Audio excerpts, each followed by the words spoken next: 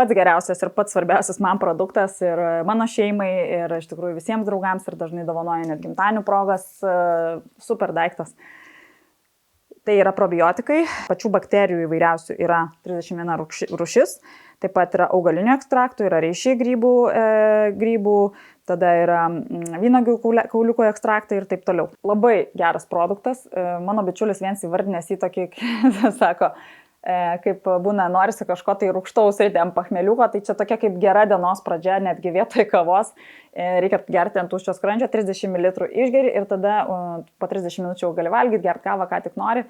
Jie atlieka tikrai nuostabes ir visas svarbiausias funkcijas mūsų organizme arba padeda ir juose dalyvauja. Taip pat tai labai svarbu mūsų imunitetui ir ypatingai, kai mes nevalgome pakankamai skaidulų, o praktiškai niekas nevalgo pakankamai skaidulų, tai yra puikia alternatyva pagerinti savo sveikatą. Ir ypač prieš sezonų kaitą, po ligų, po antibiotikų ir taip toliau visada yra rekomenduojami probiotikai ir bet kuriuo atveju tamsus buteliukas, skysti ir kaip daug bakterijų rūšių yra juose, tai yra win-win-win iš tikrųjų. Tai taip ir turėtų būti su probiotikais.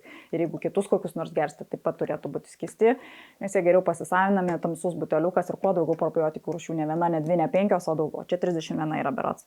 Taip, 31 rūšis parašyta ir visos rūšis iš tikrųjų yra išvardintos ant pakuotės.